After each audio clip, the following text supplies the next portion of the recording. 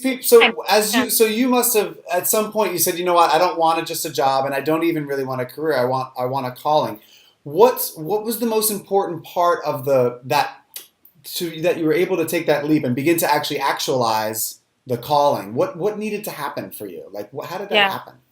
that's a good question because I passed the job mark and was well on my way to a career Yeah, at that point. And then I started doing the math, Matthew. Like I started doing, okay, wait a minute.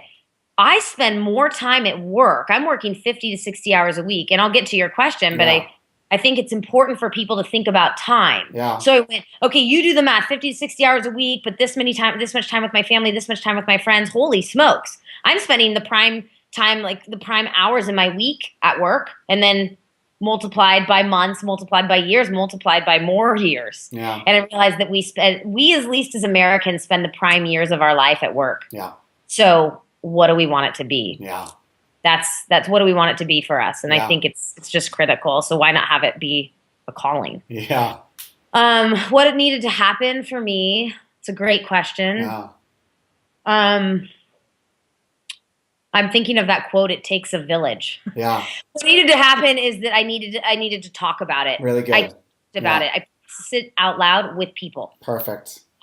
Yeah, about it, and that's it what I wasn't like got. Yeah, it wasn't I need help necessarily. It was here's what's going on, and I'm just going to talk about it. yeah, I talk about it with friends. I talk about it with colleagues, but yeah. it's a little you got to be safer at work.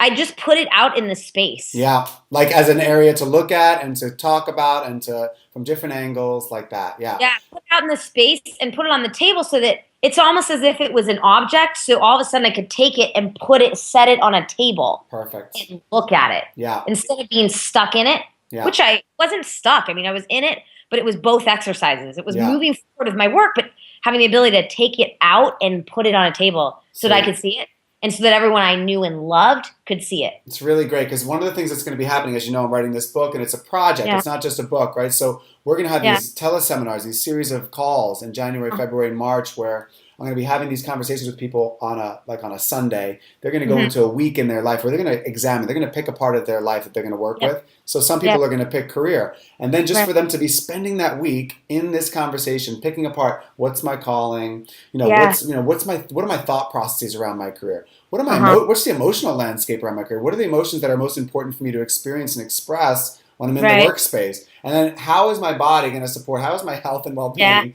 going to support? Yeah. So I just love that you're saying, what it took for you is just like actually taking some time, separating yourself from that piece of your life, and then looking at Mhm. it and working with it because that's actually what we're going to be doing. So it's perfect. Yeah. Yeah. Yeah. And then being open to looking at paths. Yeah.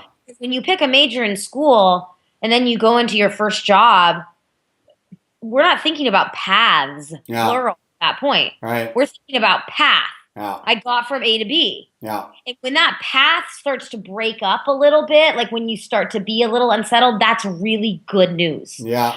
That unsettling can allow you to look at other paths. Yeah. That's all that is. But you have to get, and that's a scary thing for people too. It's a really scary thing. It just depends on who you are. Yeah, of course. And then in those times when it's scary, having a little bit of support is always nice. Yeah, and having it be uncomfortable is really great news. Yeah, I agree. Yeah, it really is. Cool. Next one. There's this thing around. We talked about this before. There's this thing around. So let's take it forward, right? So someone's clear now. They're clear. They're getting clear about their calling. They're starting to understand who it is that they are and what they want to contribute to the world as far as their career and work goes. And they start to get clear.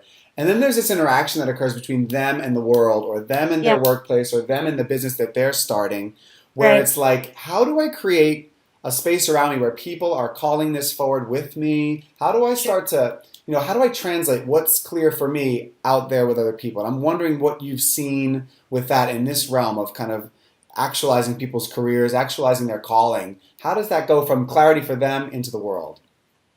And into the world, you mean into their whole world or their career world? Yeah, well, Like their, I guess we can stick with their career world. Like, how does it get out from their clarity around their career into like their career begins to look like the calling? You know what I mean? Like it actually starts to be reflected. yeah. Geez, I mean, there's I a big know. there, Yeah. I think first to get mentally clear, Yeah. that takes some support. It Yeah. takes some people, it's not like you wake up one day and it's done. Right. But once, like, well, so let's say it's all done, and you do Yeah. get, and you're like, this is my mission. Yeah. Um, our dear friend Lori Hamilton, Absolutely. she tasked me to call 200 people. Wow. And she said, call 200 people, break it down into a period of 2 months. That means 5 calls a day. Yeah. You call 5 people a day, and by the end of it, you will have, well, at the time we were calling it a job. I just didn't realize that it was going to be very much calling, right? Yeah. I didn't fully believe that I could actualize my calling in 2 months. Very That's what good. it is. Yeah. But Lori and I had spent more time together getting clear on what my calling was, which is talent catalyst, right? Which is connecting people to their calling. Yes. I live for it.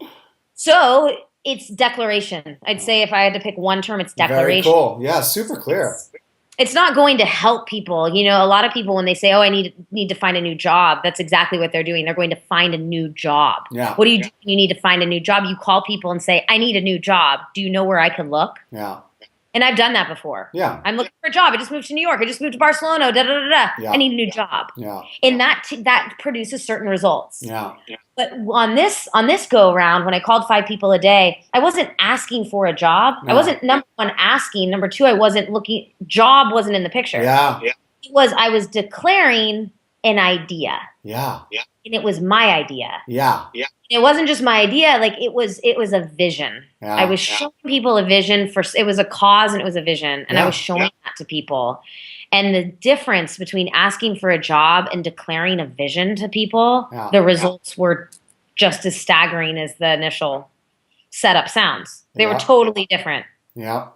I love And it. I connected with people completely different. Yeah. I mean, I started by calling my mom and my dad. That was part of the task. You know, declare this vision to people you're comfortable with first. Yeah.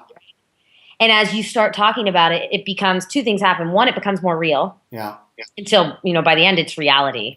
This is a concept we never heard of, right? Yeah. And then two, your people that are inspired by you and your vision want that to be shared. So they connect you to other people. Yeah. Of course. So by the end of this exercise, by starting to call my mom, I had connected with some of the major corporations in the country on this subject. You know what I really hear? Here's what I hear. You consciously had conversations that were not outcome based. They were sharing and vision based, and it was just that was the thing that actually shifted it from what was ever in your mind to like it's now out there in conversation with people as a declaration. Yeah. And now it's actually becoming more real for you because it's out there with them. Right. And it's not about me getting anything. Yeah. There's not an attachment. It's the idea. It's the idea, not you.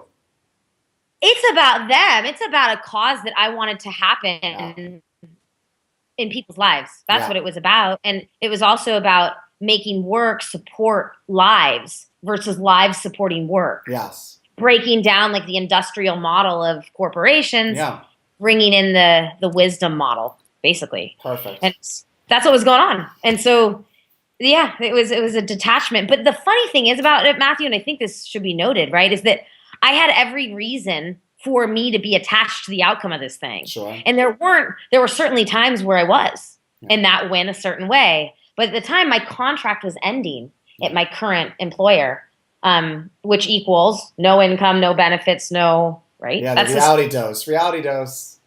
But it was just so interesting. Like, of all the times in my life, this is one where I should have been totally terrified and very attached in survival mode. And I think initially when I had met with Lori, I was.